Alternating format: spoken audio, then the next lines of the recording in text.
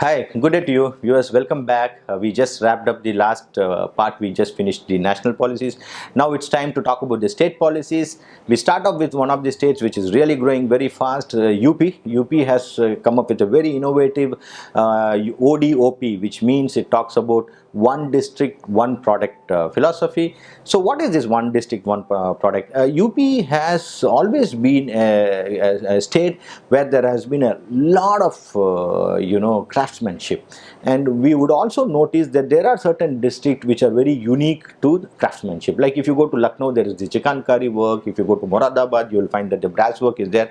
Now UP has taken inspiration from this, and they have decided to ensure that each district adopts one particular product, and the objective of the government is to ensure that they will be able to provide the marketing support both nationally, internationally. They will be able to provide a platform for the craftsmen to sell, but more importantly they will be able to, in a very concentrated manner, to train and skill these people and ensure that there is a constant availability of pool of labor, so that these particular industries becomes industries of excellence both from an export perspective and a domestic perspective.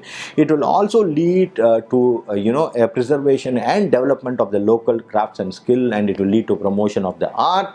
I think this is a very interesting thing, because subsequently the UP government is also planning to create cooperatives around this and to have self-help group. It's a very innovative way of doing something which we all know, but I think this is something that we needed to mention.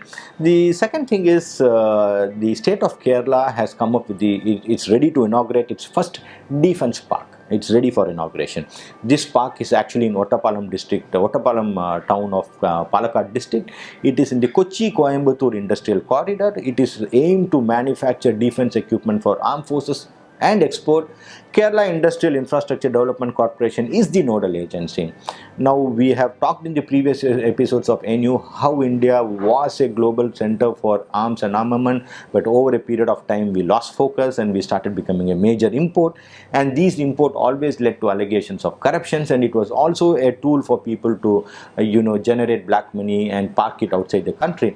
And therefore there has been a renewed focus on indigenizing the arms and armament manufacture. I think this defense park is one of the very right way to start off things, and so that there is a focus on this entire process. We already have certain places like Pune and Kolkata, which even some places in UP, Kanpur and other areas where there are armaments factory, Avdi near Chennai.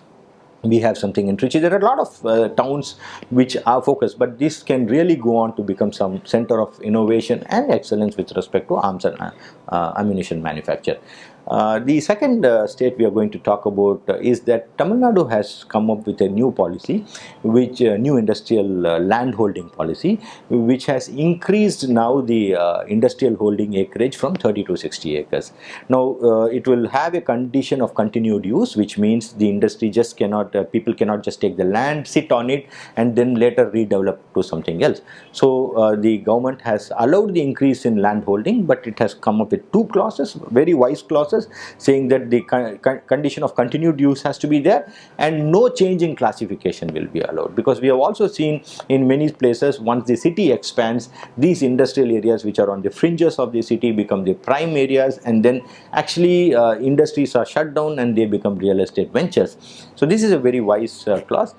This particular increase in land acreage will be of great use to any solar plant, because solar, putting up a solar power plant is also an industry. So there, this 30-acre limitation was really curbing the growth of this particular industry. Now increasing it to 60 acres is really going to help anything with respect to solar power industry. Tamil Nadu, following Delhi, has also come up with a policy to completely waive off the lifetime road tax for electric vehicles with effect from 3rd November 20. And we have also seen some of the states now, the online gambling, especially the playing of rummy, has caught up with many states. We have had certain deaths in certain states, but Tamil Nadu has been one of the states which have come forward and banned online rummy in its state. I'm sure this is going to have a positive impact on a lot of families, because gambling is one thing which can actually ruin a family instantly.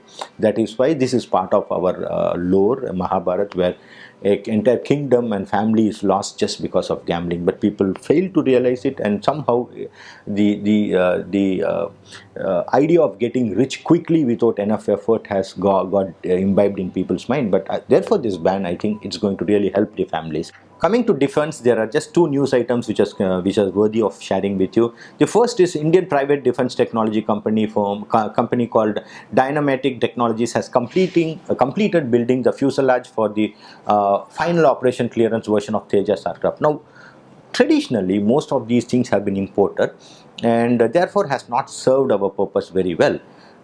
Now, what we are seeing is progressively there is a good public partnership with respect to anything related to defense and armament industry. This is a very positive thing for the country, because what you will see progressively is that any effort in defense and space research always means two things. It means that you have to be extremely competitive. These are high precision industries, and you always have to be constantly innovating. Now, any innovation that happens in space research and defense finally spills over to the other industry. So this beautiful public-private partnerships that is taking place in the recent times is really going to bide well for the country, and we are going to see a lot more progress and much more self-reliance on these key and critical items with respect to the national security. The second development that has happened in defense is that Army has developed its own internal messaging app. It's a very secure voice, text and video calling services for Android platform. This is called as SAI, basically means secure application for internet. But actually the fact is, this is in honor of Colonel Sai Shankar, who is the commanding officer of a signals units of Army. He was the one who primarily developed this software. So we have to be very proud of two things. One thing is, someone locally is able to develop a very secure communication software for the defense use. Two, the Army has taken cognizance of its own men, officer, developing some software for its need and naming that software after him. So there is something to be proud that we are moving on the right direction. With this, we wrap up the defense and we move on to infrastructure. We have a lot of item on infrastructure in the recent times, and let us quickly start sharing what's happening on the infrastructure front. Railways wants to build tracks along expressway and collaborate with National Highway Authority. This is a very simple thing, but it's a very effective thing. What are we trying to do in this? Now, we already see that there's a lot of expressways that are going to come in India. The objective was to reduce the travel time and increase the speed, increase the effectiveness of travel by reducing the cost of transportation. With respect to freight, and of course passenger movement also happens. Now, railways, by collaborating with National Highway Authorities, is going to ensure that they will be able to reduce the land acquisition and implementation cost. When you move in parallel, it is going to be duplication of the entire effort. Now, if you're going to procure the land together, not only will be the implementation be faster, the cost can be shared between the two. Now, the first effort that is being considered is between Chennai and Bangalore, there is going to be an expressway. Railways is considering to participate and then see whether they can also lay a parallel track. The next sectors which are being considered is Nagpur Vijayawada, Delhi Amritsar. These are all the first three set of expressways which will be jointly developed by both National Highway Authority of India and Railways together. Second is a very powerful statement, is that Railways is planning to phase out nearly 2,600 diesel locomotives. So it is going ahead with a complete electrification program, and then it expects it to be completed by December 2022. So many years earlier, during the leadership of late Madhav Rao Scindia, the railways embarked on a uni-gauge system. Till such time, we had a narrow gauge, meter gauge, and a broad gauge system within the country. So he started a unification system of converting everything into a broad gauge. That just about got completed, and now a complete electrification of all routes is going to ensure that we will not need the diesel locomotives, because diesel locomotives, though they are slightly more powerful, they consume a lot of fuel, and what railway says is there is just another 2,500 kilometers of track which is to be electrified, and the diesel locomotives right now are predominantly operation in North Frontier and Northwestern zones. And railways will almost eliminate most of the diesel engines, but they will not completely eliminate the diesel engines for strategic and emergency purpose. What happens if there is a power failure across the country or the grid fails across the country? So you will still need some diesel generator both for shunting and for strategic purpose. Viewers, with this we will wrap up this part of a new series.